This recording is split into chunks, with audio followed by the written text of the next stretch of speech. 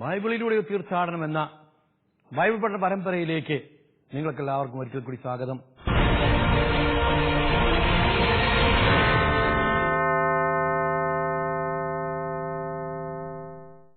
വിശുദ്ധ മർക്കോസ് സുവിശേഷത്തിന്റെ പഠനമാണ് നടത്തിക്കൊണ്ടിരിക്കുക. 53-ാമത്തെ ക്ലാസ്സിലേക്കാണ് നമ്മൾ ഇന്ന് പ്രവേശിക്കുന്നത്.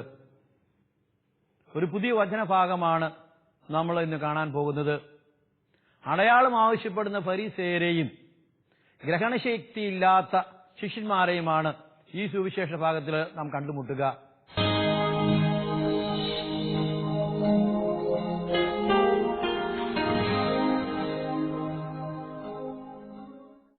മൂന്ന് അത്ഭുതങ്ങൾ കണ്ട ശേഷം ആണ് ഫരിസേയർ വന്ന് ഈശോയോട് ഒരടയാളം, സ്വർഗത്തിൽ നിന്നൊരു അടയാളം ചോദിക്കുക.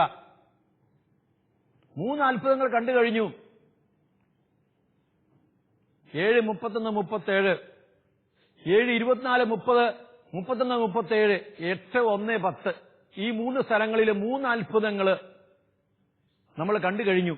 അതിനുശേഷമാണ് 8:11-21 അതിന്റെ ആരംഭഭാഗത്ത് ഫരിസേയർ വന്ന് അങ്ങ് മിശിഹായാണെന്ന് ഞങ്ങൾക്ക് ബോധ്യപ്പെടുത്തി തരാൻ തക്ക ഒരു അടയാളം സ്വർഗത്തിൽ നിന്ന് തരിക. അത്ഭുതങ്ങൾ അവർ കണ്ടതാണ്, അതിനെപ്പറ്റി സംശയമില്ല. ഈ അത്ഭുതങ്ങൾ ചെയ്യാനുള്ള കഴിവ്, ശക്തി എവിടെ നിന്നാണ് എന്ന് ഞങ്ങൾക്ക് ബോധ്യപ്പെടുത്തി തരിക.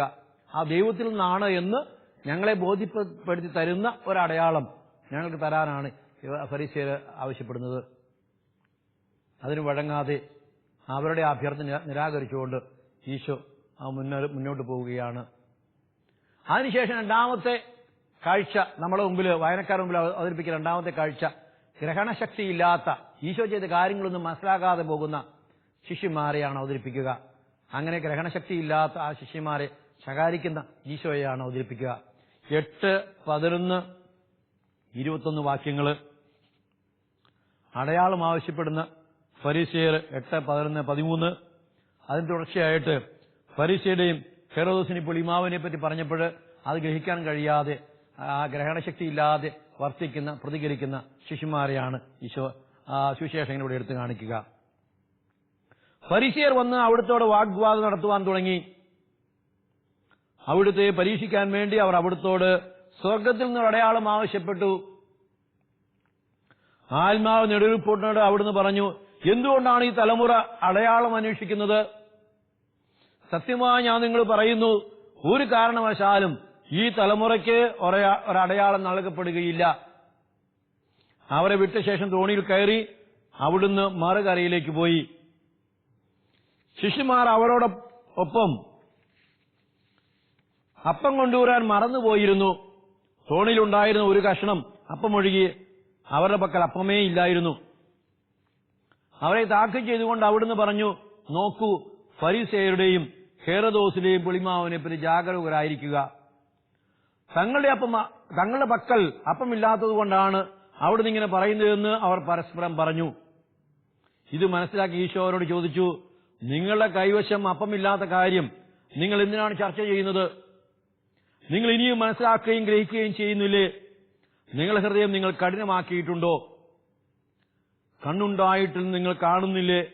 ചെവികളുണ്ടായിട്ട് നിങ്ങൾ കേൾക്കുന്നില്ലേ? നിങ്ങൾക്ക് ഓർമ്മശക്തിയില്ലേ? ഞാൻ 5 അപ്പം മുറിച്ച് 5000 പേർക്ക് നൽകിയപ്പോൾ എത്ര കൂട്ട അപ്പക്കഷ്ണങ്ങളാണ് നിങ്ങൾ ശേഖരിച്ചത്? അവർ അവിടുത്തോട് പറഞ്ഞു, 12. 7 അപ്പം 4000 പേർക്ക് വിളമ്പിയപ്പോൾ എത്ര കൂട്ട അപ്പക്കഷ്ണങ്ങൾ നിങ്ങൾ ശേഖരിച്ചു? അവർ അവിടുത്തോട് പറഞ്ഞു, 7. അവിടുന്ന് അവരോട് ചോദിച്ചു, എന്നിട്ടും നിങ്ങൾക്ക് മനസ്സിലാകുന്നില്ലേ?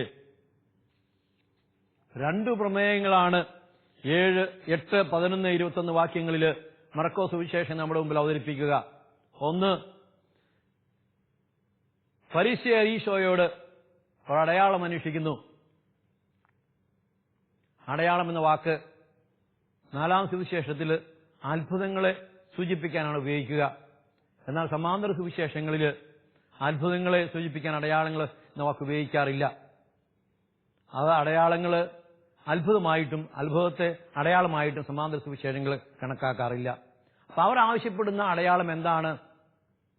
ഈശോ ചെയ്യുന്ന അത്ഭുതങ്ങളെല്ലാം ദൈവത്തിൽ നിന്നാണ് എന്ന് അവരെ ബോധ്യമാക്കി കൊടുക്കുന്ന ഒരു അടയാളം പരസ്യമായി ഈശോ അവരെ കാണിച്ചു കൊടുക്കണം. ഈശോയ്ക്ക് അത് കഴിയുകയില്ല. അങ്ങനെ ജനമധ്യത്തിൽ ഈശോയെ പരാജയപ്പെടുത്താം എന്ന് വിചാരത്തിൽ കൂടിയാണ് യഹൂദ നേതാക്കന്മാര് ഫരീസിയര് ഈശോയോട് വന്ന് ചോദിക്കുക. അവരുടെ ആവശ്യത്തിന് വഴങ്ങാത്ത ഈശോയെയാണ് സുവിശേഷൻ ഇവിടെ അവതരിപ്പിക്കുക. 8:14-21 ഈശോ ആരാണെന്നും അവിടുത്തെ ദൗത്യം എന്താണെന്ന് ഗ്രഹിക്കാൻ കഴിയാത്ത ശിഷ്യന്മാരെയാണ് സുവിശേഷൻ അവതരിപ്പിക്കുന്നത്. ഈശോ പറഞ്ഞത് എന്താണെന്ന് മനസ്സിലാക്കാൻ കഴിയാതെ പോയ ശിഷ്യന്മാര് അവിടുത്തെ തെറ്റിദ്ധരിക്കുകയാണ്. അവര് ഈശോയെ പറഞ്ഞത് തെറ്റിദ്ധരിച്ചതിനെയാണ് ഈശോ ശകാരിക്കുന്നത്. പശ്ചാത്തലത്തിലേക്ക് നോക്കുമ്പോൾ ഈ സുവിശേഷ ഭാഗത്ത് 2 പ്രമേയങ്ങൾ അവതരിപ്പിക്കുന്നുണ്ട്. ഒന്ന്, ഫരിസേയർ ഈശോയിൽ നിന്ന് അടയാളം അന്വേഷിക്കുന്നു. 2 ശിഷ്യന്മാർ കാര്യങ്ങൾ ഗ്രഹിക്കാൻ അശക്തരായി കാണപ്പെടുമ്പോൾ ഈശോ അവരെ ശകാരിക്കുന്നു. ഈശോയും യഹൂദ നേതാക്കൾ തമ്മിലുള്ള വാഗ്വാദം നമ്മൾ കഴിഞ്ഞ അധ്യായത്തിൽ കണ്ടതാണ്. 7-ാം അധ്യായം 1 മുതൽ 13 വാക്യങ്ങളിൽ അതേ രീതിയിലുള്ള ചെറിയ ഒരു വാഗ്വാദ ദൃശ്യമാണ് 8, 11, 13 വാക്യങ്ങളിലുള്ളത്. ദൽമനൂത്തയിലേക്ക് ചെന്നപ്പോഴാണ് 8, 11, 12 വിവാദം സംഭവിക്കുന്നത്.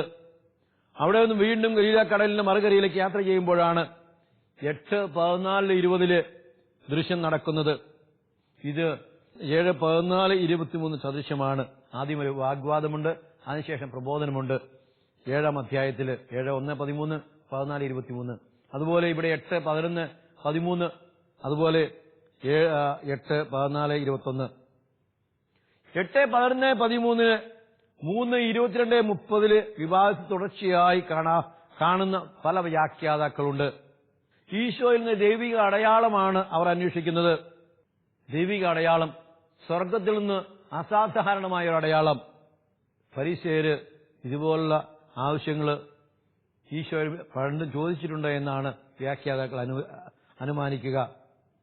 8, 12 ഈശോയുടെ പ്രസ്താവന സത്യമായി ഞാൻ നിങ്ങളോട് പറയുന്നു. അത് 8, 28 സമാനമായ പ്രസ്താവന ശൈലിയെ തന്നെയാണ് ഓർമ്മിപ്പിക്കുക. ഈശോയുടെ 2 തരം പ്രതികരണമാണ് 8, 11, 21 നമ്മൾ കാണുക. യഹൂദ നേതാക്കളുടെയും ഈശോയുടെ ശിഷ്യന്മാരുടെയും പ്രതികരണങ്ങൾ. വിജാത സ്ത്രീയും അന്ധനും ബധിരനുമായ വിജാതിനും ഈശോയിൽ വിശ്വാസം പ്രകടിപ്പിക്കുമ്പോൾ ഈശോയുടെ സ്വന്തം ശിഷ്യന്മാർ ഒന്നും മനസ്സിലാകാത്തവരെ പോലെ പ്രവർത്തിക്കുന്നതാണ് 8, 14, 21 നാം കാണുന്നത്. അപ്പം പക്ഷേ 4000 പേർ ഈശോയെപ്പറ്റി ഗ്രഹിച്ച അളവിൽ പോലും ശിഷ്യന്മാർ ഈശോ ചെയ്ത കാര്യങ്ങളെപ്പറ്റി ഗ്രഹിക്കുന്നില്ല എന്ന് സുവിശേഷകൻ വായനക്കാരുടെ മുമ്പിൽ അവതരിപ്പിക്കുകയാണ്. അതിന്റെ ഈ വചനഭാഗത്തിന്റെ ഘടനയെപ്പറ്റി ചിന്തിക്കുമ്പോൾ സ്ട്രക്ചർ 8, 11 അടയാളം ആവശ്യപ്പെടുന്ന ഫരീസേയരാണ് സുവിശേഷം നമ്മുടെ മുമ്പിൽ അവതരിപ്പിക്കുന്നത്. 8, 12 ഈശോയുടെ പ്രതികരണം. വീണ്ടും 13-ാം വാക്യത്തിൽ വീണ്ടും മറുകരയിലെത്തിയ ഈശോ മറുകരയിലേക്ക് പോകുന്നു. ഈശോയുടെ താക്കീത് തെറ്റിദ്ധരിക്കുന്ന ശിഷ്യന്മാർ 8, 14, 16 ഗ്രഹണീശ ശക്തിയില്ലാതെ ശിഷ്യന്മാരെ ഈശോ സഹായിക്കുന്നു. അതാണ് 8, 17, 21. ഈ വചനഭാഗത്തിന് സാഹിത്യശൈലിയെപ്പറ്റി പറയുമ്പോൾ ഈശോയുടെ പ്രസ്താവന കേന്ദ്രീകരിച്ചുള്ള ഒരു നീതിവാക്യം, അത് പ്രമാണ വചനം, ഇംഗ്ലീഷിൽ അപ്പോതജം ഓർ മാക്സിം എന്നാണ് പറയുക. ഇതോടൊപ്പം തന്നെ ഇതൊരു വിവാദ വിവരണവുമാണ്, കോൺട്രവേഴ്സി നറേറ്റീവ്. വിവാദത്തിന്റെ സാഹിത്യശൈലിയിൽ ഈശോയും അവിടുത്തെ പരീക്ഷിക്കുന്ന ഫരീസേയരും തമ്മിലാണ് വിവാദം നടക്കുന്നതായിട്ട് സുവിശേഷം അവതരിപ്പിച്ചിരിക്കുന്നത്. 8, 14, 21 ഇതിന്റെ സാഹിത്യശൈലി അധ്യാപനത്തിന്റേതാണ്. ഈശോ കൊടുത്ത താക്കീത് തെറ്റിദ്ധരിച്ച ശിഷ്യന്മാരെ ശകാരിച്ചുകൊണ്ട് അവർ കാണുകയും കേൾക്കുകയും ചെയ്തിട്ട് എന്തുകൊണ്ട് ഗ്രഹിക്കുന്നില്ല എന്നാണ് ഈശോ ചോദിക്കുക. അടയാളം ആവശ്യപ്പെടുന്ന ഫരീസേയർ വാക്യം നമുക്ക് അന്വേഷിച്ചു പോകാം, അതിനർത്ഥം നോക്കി പോകാം. 8, 11 മർക്കോസിന്റെ സുവിശേഷത്തിൽ 2, 3, 7 എന്നീ അധ്യായങ്ങളിൽ ഈശോയും യഹൂദ നേതാക്കന്മാരും തമ്മിലുള്ള വാഗ്വാദങ്ങൾ നമ്മൾ കണ്ടു കഴിഞ്ഞതാണ്. ഇനിയും 11, 12 അധ്യായങ്ങൾ വീണ്ടും ഈശോയും യഹൂദ നേതാക്കന്മാരും തമ്മിലുള്ള വാഗ്വാദങ്ങൾ നമ്മൾ കാണാൻ പോകുകയാണ്. അതുപോലുള്ള ചെറിയ ഒരു അവസരമാണ് ചെറിയ വാക്യങ്ങളിൽ ഇവിടെ അവതരിപ്പിച്ചിരിക്കുന്നത്. സുസെറ്റെയിൻ എന്ന ഗ്രീക്ക് വാക്കാണ് വാഗ്വാദം നടത്തുക എന്ന അർത്ഥത്തിൽ ഈ വാക്യത്തിൽ ഉപയോഗിച്ചിരിക്കുന്നത്. സുസേത്തെയിൻ, വാഗ്വാദം നടത്തുക. ഫരിസേയർ ഈശോയിൽ നിന്ന് ആവശ്യപ്പെടുന്നത് ഒരടയാളമാണ്. ഈശോ പറയുന്നതും ചെയ്യുന്നതുമെല്ലാം ആധികാരികമാണെന്ന് അവരെ ബോധ്യപ്പെടുത്താൻ പറ്റുന്ന ഒരു അടയാളം. ഗ്രീക്കില് സെമയിയോൺ എന്ന വാക്കാണ് അടയാളത്തിന് ഉപയോഗിച്ചിരിക്കുന്നത്. സമാന്തര സുവിശേഷങ്ങൾ ഒരിക്കലും അത്ഭുതം, ദുനമിസ് എന്ന വാക്കാണ് ഗ്രീക്കില്. ദുനമിസ് അത്ഭുതം, അടയാളം സെമയിയോൺ. എന്നാൽ അത്ഭുതത്തെ അടയാളമായിട്ട്, ദുനമിസിനെ സെമയോനായിട്ട് ഒരിക്കലും സമാന്തര സുവിശേഷങ്ങളിൽ അവതരിപ്പിച്ചതായി നാം കാണുന്നില്ല. നാലാമത്തെ സുവിശേഷമാണ് അത്ഭുതങ്ങളെ അടയാളങ്ങളായിട്ട് വിശേഷിപ്പിക്കുന്നത്. സമാന്തര സുവിശേഷങ്ങൾ അത്ഭുതങ്ങളെ അടയാളങ്ങളെന്നും അടയാളങ്ങളെ അത്ഭുതങ്ങളെന്നും ഒരിക്കലും വിളിക്കാറില്ല. ഫരിസേയർ ഈശോയോട് ആവശ്യപ്പെടുന്നത് സ്വർഗത്തിൽ നിന്നൊരു അടയാളമാണ്. സെമയോൺ അപ്പോത്തു ഉറണു, സെമയോൺ അപ്പോത്തു ഉറണു, സ്വർഗത്തിൽ നിന്നൊരു അടയാളം. ഒരു അത്ഭുതം ചെയ്ത് കാണിക്കണമെന്നല്ല അവർ ആവശ്യപ്പെടുന്നത്. ഈശോ ചെയ്ത പല അത്ഭുതങ്ങളും അവർ നേരിട്ട് കണ്ടതാണ്.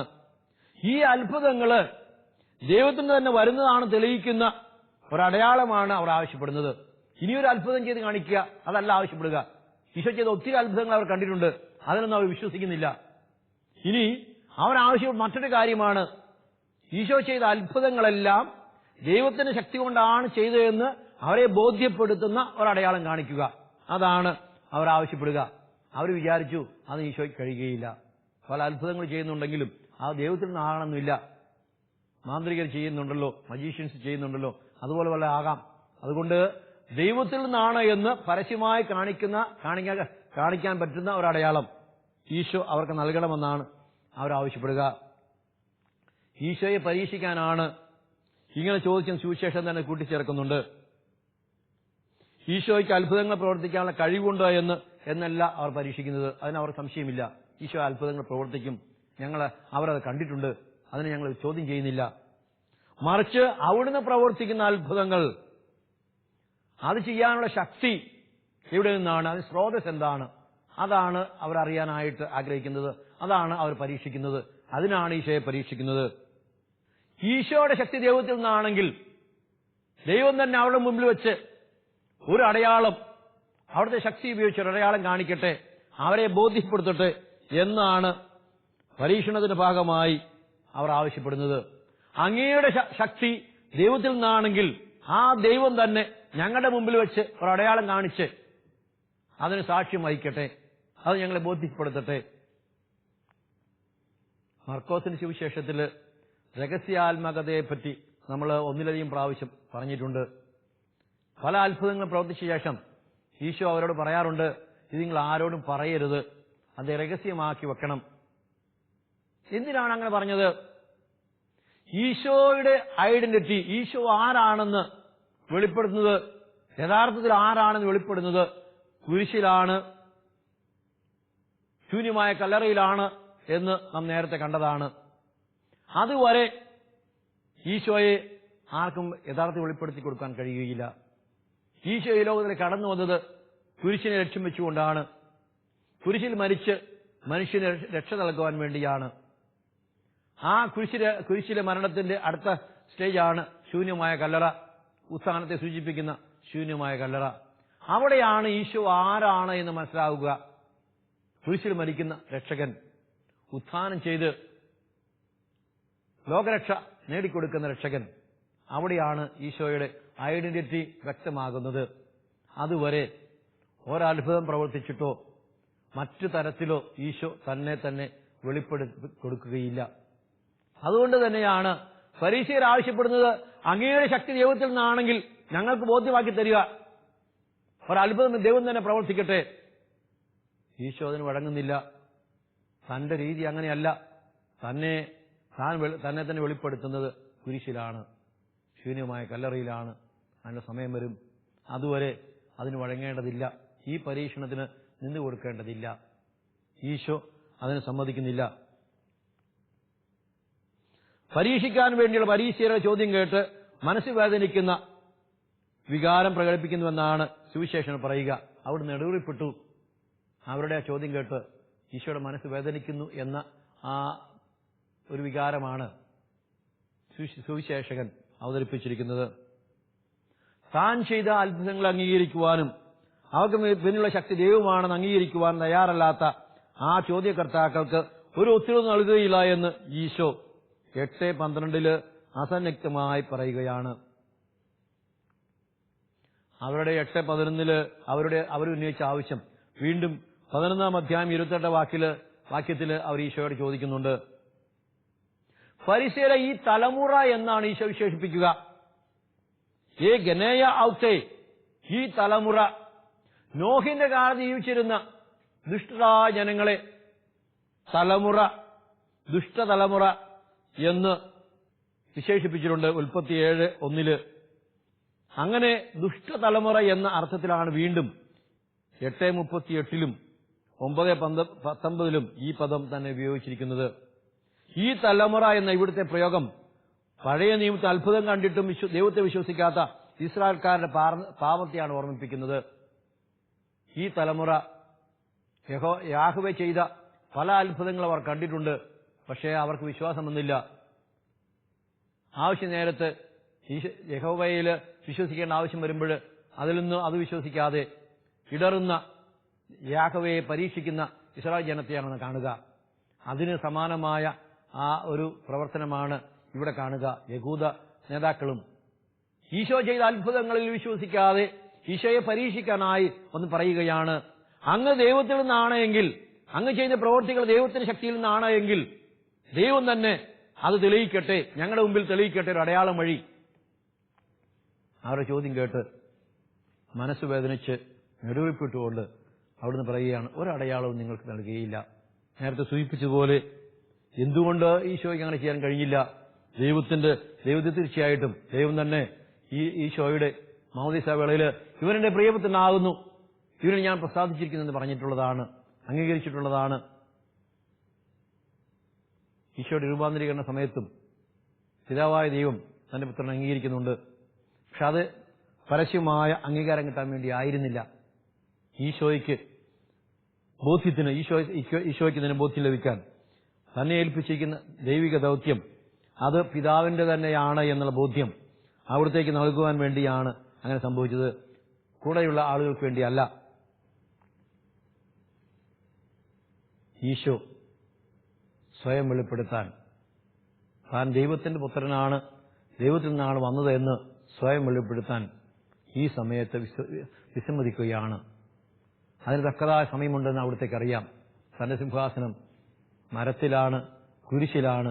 ആ കുരിശിൽ ഏറ്റപ്പെടുമ്പോൾ, കുരിശ് തറയ്ക്കപ്പെടുമ്പോൾ അവിടെയാണ് ഈ മിശിഹായുടെ സഹനദാസന്റെ യഥാർത്ഥ സ്വഭാവം മനസ്സിലാവുക. അതിനുശേഷം എല്ലാ മനുഷ്യരെയും പോലെ കബറടക്കുമ്പോൾ ആ കബറടം ശൂന്യമായി കാണുമ്പോൾ ഈശോയുടെ ആ യഥാർത്ഥ സ്വഭാവം ദൈവപുത്രനാണ് എന്നുള്ള സ്വഭാവം ആളുകൾക്ക് തിരിയും. അതുവരെ അത് വ്യംഗ്യമായിട്ട് മറഞ്ഞിരിക്കുമെന്ന് മർക്കോസ് സുവിശേഷകൻ വ്യക്തമാക്കുകയാണ്. ഒന്ന്, മിശിഹാ രഹസ്യം സൂക്ഷിക്കാനുള്ള താല്പര്യം. മറ്റൊരു കാരണമായി ഈശോ നിഷേധിക്കാനുള്ള മറ്റൊരു കാരണം പറയുന്നത് ഫരീസിയരുടെ അവിശ്വാസമാണ്. വിശ്വാസ അടിസ്ഥാനത്തിലുള്ള ഒരു ചോദ്യമല്ല അവർ ചോദിച്ചത്. തുറവിയില്ലാത്തവർക്ക് ഈശോ ചെയ്ത അത്ഭുതങ്ങൾ മനസ്സിലാക്കാൻ വിഷമമാണ്. അങ്ങനെയുള്ളവർക്ക് വീണ്ടും രഹസ്യങ്ങൾ വെളിപ്പെടുത്താൻ ഈശോ തയ്യാറാകുന്നില്ല. ആവശ്യപ്പെടുന്ന പ്രകാരം ഈശോ ഒരു അത്ഭുതങ്ങൾ പ്രവർത്തിച്ചിട്ട് താൻ യഹോവയിൽ നിന്നാണ്, ദൈവത്തിൽ നിന്നാണെന്ന് പറഞ്ഞിരുന്നെങ്കിൽ ഈശോയ്ക്കെതിരെ മോശയുടെ നിയമം അനുസരിച്ച് തന്നെ അവർ തിരിയുമായിരുന്നു. നിയമാവർത്തനം 13:1-5 പറയുന്ന പ്രവാചകനാണ് ഈശോയെന്ന് സ്ഥാപിച്ച് അവർക്ക് ഈശോയെ വധിക്കാമായിരുന്നു. നിയമാവർത്തനം 13:1-5 ഈശോയ്ക്കെതിരായി അവർക്ക് ഉപയോഗിക്കാമായിരുന്നു. അവർ ആവശ്യപ്പെടുന്നതനുസരിച്ച് ഒരടയാളം ഈശോ നൽകിയിരുന്നെങ്കിൽ 13-ാം അധ്യായം, നിയമാവർത്തനം 13-ാം അധ്യായം 1 മുതൽ 5 വരെ വാക്യങ്ങൾ ഈശോയ്ക്കെതിരെ ഉപയോഗിച്ചുകൊണ്ട് ഈശോയെ അവർക്ക് വധിക്കാമായിരുന്നു. എന്താണ് 13:1-5 നിയമാവർത്തനം? നിങ്ങളുടെ ഇടയിൽ നിന്നൊരു പ്രവാചകനോ സ്വപ്ന വിശകലനക്കാരനോ വന്ന് ഒരടയാളമോ അത്ഭുതമോ നിങ്ങൾക്ക് വാഗ്ദാനം ചെയ്യുകയും അവൻ പറഞ്ഞതും സംഭവിക്കുകയും ചെയ്താലും നിങ്ങൾക്ക് അജ്ഞാതരായ അന്യദേവന്മാര് നമുക്ക് പിഞ്ചെല്ലാം അവരെ സേവിക്കാമെന്ന് അവൻ പറയുകയാണെങ്കിൽ നിങ്ങൾ ആ പ്രവാചകന്റെയോ വിശകലനക്കാരന്റെയോ വാക്കുകൾ കേൾക്കരുത്. എന്തുകൊണ്ടെന്നാൽ നിങ്ങൾ പൂർണ്ണ ഹൃദയത്തോടും പൂർണ്ണ ആത്മാവോടും കൂടി തന്നെ സ്നേഹിക്കുന്നുണ്ടോ എന്ന് അറിയാൻ നിങ്ങളുടെ ദൈവമായ കർത്താവ് നിങ്ങളെ പരീക്ഷിക്കുകയാണ്. നിങ്ങളുടെ ദൈവമായ കർത്താവിനെ അനുഗമിക്കുകയും ഭയപ്പെടുകയും ചെയ്യുവിൻ. നിങ്ങൾ അവിടുത്തെ കൽപ്പനകൾ പാലിക്കുകയും വാക്കുകൾ കേൾക്കുകയും അവിടുത്തെ സേവിക്കുകയും അവിടുത്തോട് ചേർന്ന് നിൽക്കുകയും ചെയ്യണം. അവൻ പ്രവാചകനോ സ്വപ്ന വിശകലനക്കാരനോ ആരായാലും വധിക്കപ്പെടണം. എന്നാൽ നിങ്ങൾ ഈജിപ്തിൽ നിന്ന് ആനയിച്ചവനും അടിമത്തത്തിന് ഭവനത്തിൽ നിന്ന് മോചിപ്പിച്ചവനും നിങ്ങളുടെ ദൈവവുമായ കർത്താവിനെ എതിർക്കാനും അവിടുന്ന് കൽപ്പിച്ചുള്ള മാർഗത്തിൽ നിന്ന് നിങ്ങളെ വ്യതിചലിപ്പിക്കാനുമാണ് അവൻ ശ്രമിക്കുന്നത്. അങ്ങനെ നിങ്ങൾ ആ തിന്മ നിങ്ങളുടെ കയ്യിൽ നിന്ന് നീക്കിക്കളയണം. ഇവർ ആവശ്യപ്പെട്ട പ്രകാരം ഒരു അടയാളം ഈശോ നൽകിയിരുന്നെങ്കിൽ അതുപോലും ഈശോയ്ക്കെതിരായി അവർ ഉപയോഗിക്കുമായിരുന്നു. നിയമാവർത്തനത്തിലെ 11-ാം അധ്യായത്തിൽ കൊടുത്ത കാര്യം നമ്മൾ വായിച്ചു കേട്ടു. അത് ഉപയോഗിച്ച് തന്നെ അവർക്ക് ഈശോയെ നേരിടാമായിരുന്നു. അവർ ആവശ്യപ്പെടുന്നത് എന്താണ്? അങ്ങയുടെ ശക്തി ദൈവത്തിൽ നിന്നാണെങ്കിൽ അത് ഞങ്ങൾക്ക് ബോധ്യപ്പെടുത്തി തരിക. ഒരടയാളം സ്വർഗത്തിൽ നിന്ന് ഞങ്ങൾക്ക് തരിക. അങ്ങനെ ഞങ്ങൾക്ക് ബോധ്യമാകട്ടെ അങ്ങ് ദൈവത്തിൽ നിന്ന് അയക്കപ്പെട്ട മനുഷ്യനാണ് എന്ന്. എന്നാൽ ഈശോ അതിന് വഴങ്ങിയില്ല. അതിന്റെ ഒരു കാരണമാണ് നമ്മളിവിടെ ചിന്തിക്കുക. വഴങ്ങിയിരുന്നെങ്കിൽ അവർ അത് സ്വീകരിക്കുമായിരുന്നോ? ഒരടയാളം കാണിച്ചിരുന്നെങ്കിൽ അവർ അംഗീകരിക്കുമായിരുന്നോ? ഇല്ല എന്ന് തീർച്ച. കാരണം അവർക്ക് തുറവിയില്ലാത്തവരാണ്. അവരുടെ ഹൃദയം അടഞ്ഞ ഹൃദയമുള്ളവരാണ്. അവര് ഈശോയെ സ്വീകരിക്കാൻ തയ്യാറല്ലായിരുന്നു. അതുകൊണ്ട് തന്നെ ഈശോയെ നശിപ്പിക്കാനുള്ള മറ്റു മാർഗങ്ങൾ അവർ തേടുമായിരുന്നു. അങ്ങനെയുള്ള ഒരു വഴിയാണ് ഇവിടെ നമ്മൾ കണ്ടത്. നിയമാവർത്തനം 13-ാം അധ്യായത്തില് 1 മുതൽ 5 വരെ വാക്യങ്ങളില് ഈശോയെ വധിക്കാനുള്ള ഒരു പഴുത് അവർക്കുണ്ടായിരുന്നു. ആരെങ്കിലും പ്രവാചകൻ വന്ന് നിങ്ങളെ ബോധ്യപ്പെടുന്ന അടയാളം കാണിച്ചാൽ പോലും ആ പ്രവാചകൻ നിങ്ങളെ വഴിതെറ്റിക്കാൻ വേണ്ടി ദൈവം അയച്ച പരീക്ഷണമാണെന്ന് കരുതിക്കൊണ്ട് അവനെ വധിക്കണം എന്നാണ് അവിടെ പറയുക. അതുകൊണ്ട് വായനക്കാർ ചിലപ്പോൾ വിചാരിക്കും, ഈശോയെ വെല്ലുവിളിച്ചിട്ട് ഈശോ വെല്ലുവിളി സ്വീകരിച്ചില്ലല്ലോ, പരാജയപ്പെട്ട് പോവുകയാണ് ചെയ്തതെന്ന് ചിന്തിക്കും. അങ്ങനെയല്ല ചിന്തിക്കേണ്ടത്. ഈശോയ്ക്ക് കാര്യങ്ങൾ അറിയാമായിരുന്നു. എന്ത് അത്ഭുതം കാണിച്ചാലും എന്ത് വലിയ അടയാളം അവരുടെ മുമ്പിൽ ഉണ്ടായാലും അതിനെയെല്ലാം അവർ തെറ്റായി വ്യാഖ്യാനിക്കുമായിരുന്നു. അവർ ആ സ്വീകരിക്കാൻ തയ്യാറാകുമായിരുന്നില്ല. അത് കൂടാതെ അതിനെ തെറ്റിദ്ധരിച്ച് ഈശോയെ വധിക്കാനുള്ള ഒരു പിടിവള്ളി കൂടി ആകുമായിരുന്നു. അതെല്ലാം അറിയാമായിരുന്നു ഈശോ. അതിന് വഴങ്ങിയില്ല എന്ന് നമുക്കറിയാം. 8:13 വീണ്ടും മറുകരയിലേക്ക് പോകുന്ന ഈശോയെയാണ് കാണിക്കുന്നത്. ഫരിസേയരുമായുള്ള വാഗ്വാദത്തിനിടയ്ക്ക് അവർ ആവശ്യപ്പെട്ട അസാധാരണ അടയാളം നൽകാതെ പെട്ടെന്ന് ഈശോ തോണിയിൽ കയറി മറുകരയിലേക്ക് പോയി എന്നാണ് സുവിശേഷം രേഖപ്പെടുത്തിയിരിക്കുന്നത്. ഈശോ തന്റെ അപ്രീതി വ്യക്തമാക്കുന്ന ഒരു പ്രതികരണമാണ് ഫരിസേയരെ വിട്ടുപോകുന്നതെന്ന് ഇവിടെ ഭംഗിമായി സുവിശേഷം പറയുകയാണ്. മറുകരയിലേക്ക് പോയി എന്ന് മാത്രമാണ് ഇവിടെ പറയുക. ഈ പറയുന്ന മറുകര ഗലീലിയുടെ കിഴക്കേ തീരമാണ്. ഇവിടെ ഈശോ പോകുന്ന സ്ഥലത്തിന്റെ പേര് പറഞ്ഞിട്ടില്ലെങ്കിലും 8:22 ഈശോയും ശിഷ്യന്മാരും പോയത് കിഴക്കേ തീരത്തുള്ള ബത്സയിദയിലേക്കാണ്. അവിടെ വരുമ്പോൾ അവിടെ സുവിശേഷം പറയുന്നുണ്ട് ഈശോ ശിഷ്യന്മാരും ബത്സയിലെത്തി. 4:35, 5:1, 21, 6:45 എന്നിവിടങ്ങളിലും ഈ തടാകത്തിന്റെ മറുകരയിലേക്ക് പോകുന്നത് രേഖപ്പെടുത്തിയിട്ടുണ്ട്. ഈശോയും യഹൂദ നേതാക്കളും തമ്മിലുള്ള ഒരു വാഗ്വാദമാണ് ഏതാനും വാക്യങ്ങളിൽ സുവിശേഷം ഇവിടെ അവതരിപ്പിച്ചിരിക്കുന്നത്. 8, 11, 13 വാക്യങ്ങളിൽ നമ്മൾ നേരത്തെ കണ്ടതാണ്. 2, 3 അധ്യായങ്ങളിൽ ഈശോയും യഹൂദ നേതാക്കന്മാരും തമ്മിലുണ്ടായ ഗലീലിൽ വെച്ചുണ്ടായ 5 വാദപ്രതിവാദങ്ങൾ 2, 3 അധ്യായങ്ങൾ അവതരിപ്പിച്ചിട്ടുണ്ട്. 7-ാം അധ്യായത്തിൽ കഴിഞ്ഞ ഏതാനും എപ്പിസോഡ് മുമ്പ് നമ്മൾ കണ്ടതാണ്. ഈശോയും യഹൂദ നേതാക്കളും തമ്മിലുള്ള വാഗ്വാദങ്ങൾ നമ്മൾ കണ്ടതാണ്. അതിനുശേഷമാണ് ഇവിടെ ചെറിയൊരു വാഗ്വാദം. ഇത് ഒരു ശൃംഖലയിൽപ്പെട്ടതല്ല, ചെറുതൊരെണ്ണം. 8, 11, 13 വീണ്ടും 11, 12 അധ്യായങ്ങളിൽ 5 വാഗ്വാദങ്ങൾ കൂടി, ഈശോയും യഹൂദന്മാരും തമ്മിലുള്ള 5 വാഗ്വാദങ്ങൾ കൂടി. അത് ജെറുസലേമിൽ ചെന്നു കഴിഞ്ഞിട്ട് ഈശോയും യഹൂദന്മാരും നടന്ന യഹൂദ നേതാക്കളും തമ്മിലുണ്ടായ 5 വാദപ്രതിവാദങ്ങൾ അവിടെയും പരാമർശിച്ചിട്ടുണ്ട്, അവതരിപ്പിച്ചിട്ടുണ്ട്. ഇവിടെ ചെറിയ ഒരു വാഗ്വാദമാണ്.